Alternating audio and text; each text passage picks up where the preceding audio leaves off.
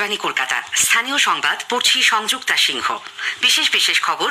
রাজ্য বিধানসভার বাজেট অধিবেশন আজ শুরু হচ্ছে। 2024-25 অর্থবর্ষের বাজেট পেশ হবে বৃহস্পতিবার। বিজেপির কথায় ক্যাগ রাজনৈতিক ইস্যুর দলিল তৈরি করছে বলে তৃণমূল কংগ্রেস অভিযোগ করেছে। অন্যদিকে বিরোধী দলনেতার অভিযোগ, 100 দিনের কাজের বকেয়া মজুরি দিতে অর্থ দপ্তরকে 7,000 কোটি টাকা ঋণ নিতে বলেছেন মুখ্যমন্ত্রী।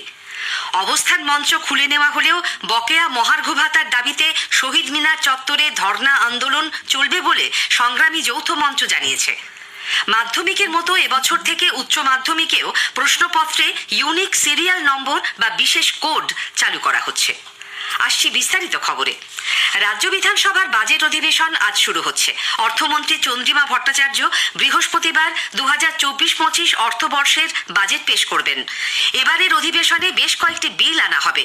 হাওড়া পুরসভার নির্বাচন নিয়েও আলোচনা হবার কথা। উল্লেখ্য, হাওড়া পুরসভার নির্বাচন দীর্ঘদিন ধরে বকেয়া রয়েছে, কলকাতা পুরসভার সঙ্গেই যা হবার কথা ছিল। কন্ট্রোলার অ্যান্ড অডিটর জেনারেল সিএজির রিপোর্টে কেন্দ্রের পাঠানো অর্থ নয়ছয় করার অভিযোগ তৃণমূল কংগ্রেস ফের খারিজ করে দিয়েছে। দলের রাজ্য মুখপাত্র কুণাল ঘোষের দাবি, বিজেপির কথায় ক্যাগ রাজনৈতিক ইস্যুর দলিল তৈরি করছে।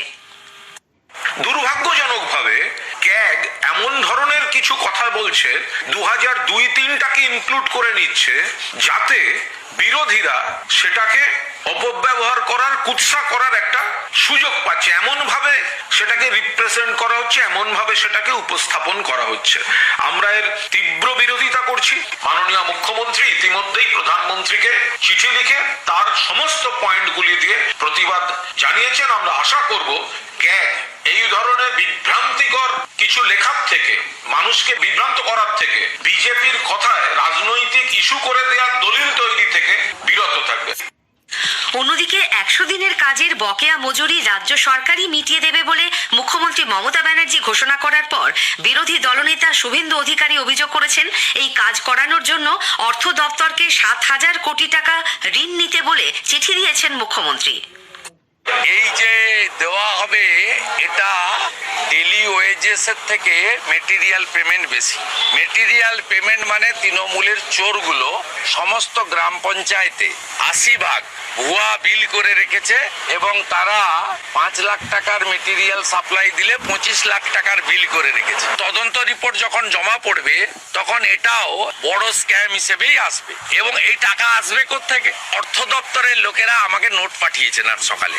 তারা বলেছেন মুখ্যমন্ত্রী 7 তারিখের আগেই একটা 7,000 কোটি টাকার অ্যাডিশনাল লোনের প্রেয়ার করতে বলেছেন, যাতে লোকসভাতে কোনোভাবে অস্তিত্ব রক্ষা হয়, একটা চেষ্টা তিনি করছেন। লোকসভা ভোটকে সামনে রেখে রাজ্য বিজেপি নির্বাচনী কমিটি গঠন করেছে। দলের তরফে কমিটির তালিকা গতকাল প্রকাশ করা হয়। তালিকায় দলের রাজ্য সভাপতি সুকান্ত মজুমদার, বিরোধী দলনেতা শুভেন্দু অধিকারী, সাংসদ দিলীপ ঘোষ ছাড়াও সুভাষ সরকার, নিশীথ প্রামাণিক, শান্তনু ঠাকুর ও জন বার্লা, এই 4 কেন্দ্রীয় প্রতিমন্ত্রী এবং কয়েকজন বিধায়ক ও সাংসদ রয়েছেন। এছাড়া কমিটিতে বিশেষ আমন্ত্রিত হিসেবে রয়েছেন রাজ্যের পর্যবেক্ষক সুনীল বনসাল, মঙ্গল পাণ্ডে, অমিত মালব্য এবং আশা লাকড়া। দলীয় সভায় দক্ষিণ 24 পরগনার সোনারপুর দক্ষিণ কেন্দ্রের তৃণমূল কংগ্রেস বিধায়ক লাভলি মৈত্রের বক্তব্যের ভাইরাল ভিডিওকে ঘিরে রাজনৈতিক চাপানুতর শুরু হয়েছে। ওই ভিডিওয়ে বিধায়ককে বলতে শোনা যায়, মানুষ ভোট দিচ্ছে কিন্তু নেতা কর্মীরা তাদের দায়িত্ব পালন করছেন না। যে বুথের ফল খারাপ হবে, যে বুথের লিড পাবে না দল, সেই বুথের সভাপতি থেকে সদস্য সবাইকেই ইস্তফা দিতে বাধ্য করবেন তিনি। গোষ্ঠীদ্বন্দ্বের বিরুদ্ধে হুঁশিয়ারি দিয়ে শ্রীমতী মৈত্র বলেন, দল থাকলে তবেই রোজগার হবে। কে কিভাবে রোজগার করেন তা তার জানা আছে। তৃণমূল বিধায়কের এই মন্তব্যকে তীব্র কটাক্ষ করেছেন বিরোধীরা। লাভলি মৈত্র অবশ্য এ ব্যাপারে কিছু বলতে চাননি। বকেয়া মহার্ঘ ভাতা মেটানোর দাবিতে শহীদ মিনার চত্বরে সংগ্রামী যৌথ মঞ্চের ধর্ণা অবস্থান খোলা আকাশের নিচেই চলবে বলে সংগঠনের নেতৃত্ব জানিয়েছেন।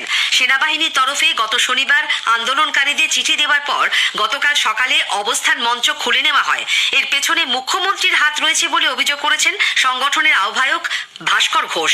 তিনি জানান, 1 বছরের বেশি এই আন্দোলন চলছে, 16 দিন ধরে চলছে অনশন, মঞ্চ খুলে নেওয়া হলেও তা চলবে। পশ্চিম বর্ধমানের রানীগঞ্জে সিটুর মঞ্চে আসানসোল দক্ষিণের বিজেপি বিধায়ক অগ্নিমিত্রা পালের উপস্থিতি নিয়ে রাজনৈতিক মহলে চর্চা শুরু হয়েছে। বন্ধ হয়ে যাওয়া বল্লভপুর বেতার মিল খোলা এবং শ্রমিকদের বকেয়া মেটানোর দাবিতে সিআইটিইউ সমর্থিত যৌথ শ্রমিক আন্দোলনের মঞ্চে গতকাল উপস্থিত হন বিজেপি নেত্রী অগ্নিমিত্রা পাল। তিনি বলেন, এলাকার বিধায়ক হিসেবে ক্ষুধার্ত শ্রমিকদের পাশে থাকা তার কর্তব্য, রাজনীতির রং এখানে বিবেচ্য নয়। আজকে পেটের দায়ে আমরা সবাই এক হয়েছে, এখানে কোনো দল নেই, কোনো কিছু নেই, এখানে শুধু মানুষ রয়েছে আর শ্রমিক রয়েছে। কেউ এখন অব্দি আসেনি, কেন দাঁড়ায়নি? তার মানে কি মালিকের সাথে আঘাত আছে? এটা হতে দেব না। একই বক্তব্য শোনা যায় সিটুর মজদুর ইউনিয়নের সাধারণ সম্পাদক হেমন্ত প্রভাকরের মুখেও। তিনি জানান, শ্রমিকদের পাশে দাঁড়ানোয় বিধায়ককে স্বাগত জানিয়েছেন তারা। অগ্নিমিত্রা অভিযোগ করেন, কোনো রকম নোটিশ ছাড়াই জানুয়ারি 8 থেকে 29 তারিখ পর্যন্ত কারখানা বন্ধ রাখা হয়। 30 তারিখ কোনো আলোচনা ছাড়াই কারখানার গেটে নোটিশ পড়ে সাসপেনশন অফ ওয়ার্কের। শাসক দল কারখানা খোলার ব্যাপারে আগ্রহী নয় বলেও তার অভিযোগ। জলপাইগুড়ি জেলার মালবাজারে চা বাগানের তৃণমূল শ্রমিক নেতা সুনীল লোহারের রক্তাক্ত দেহ বাগানের পাশ থেকে উদ্ধার হয়েছে। 2 দিন ধরে নিখোঁজ ছিলেন তিনি। দোষীদের গ্রেপ্তারের দাবিতে গতকাল মালবাজারে বিক্ষোভ দেখানো হয়। এ পর্যন্ত 2 জনকে গ্রেপ্তার করা হয়েছে। গতকাল তাদের জলপাইগুড়ি আদালতে তোলা হলে 7 দিনের পুলিশ হেফাজতে পাঠানো হয়। স্থানীয় সংবাদ শুনছেন আকাশবাণী কলকাতা কেন্দ্র থেকে। মাধ্যমিকের মতো এবছর থেকে উচ্চ মাধ্যমিকেও প্রশ্নপত্রে ইউনিক সিরিয়াল নম্বর বা বিশেষ কোড চালু করা হচ্ছে। উচ্চ মাধ্যমিক শিক্ষা সংসদের সভাপতি চিরঞ্জীব ভট্টাচার্য এক নির্দেশিকায় জানিয়েছেন, প্রতিটি পরীক্ষার প্রশ্নপত্রের ওপর ডান দিকে একটি সিরিয়াল নম্বর থাকবে। প্রত্যেক পরীক্ষার্থীকে সেই নম্বরটি অবশ্যই উত্তরপত্রে লিখতে হবে। সমস্ত পরীক্ষা কেন্দ্রের ইনচার্জ, সচিব, সুপারভাইজার এবং ইনভিজিলেটরদের কাছে ইতোমধ্যেই ওই নির্দেশিকা পাঠানো হয়েছে। উত্তরপত্র সংগ্রহের সময় বিশেষ নম্বরটি লেখা হয়েছে কিনা তা যাচাই করতে বলা হয়েছে তাদের। মাধ্যমিকে এবার এই কোডের সুবাদেই লুকিয়ে মোবাইলে প্রশ্নপত্রের ছবি তুলে বাইরে পাঠানো পরীক্ষার্থীদের দ্রুত চিহ্নিত করা সম্ভব হয়েছে। এভাবে প্রশ্ন ফাঁসের চেষ্টার জন্য ধৃত 12 জন পড়ুয়ার মাধ্যমিক পরীক্ষা বাতিল করেছে মধ্যশিক্ষা পর্ষদ। এদিকে উচ্চ মাধ্যমিক পরীক্ষার সঙ্গে যুক্ত সমস্ত শিক্ষক ও শিক্ষাকর্মীর ছুটি বাতিল করা হয়েছে। উচ্চ মাধ্যমিক শিক্ষা সংসদ এক নির্দেশিকায় জানিয়েছে, পরীক্ষা চলাকালীন শিক্ষক শিক্ষিকারা ছুটি নিতে পারবেন না।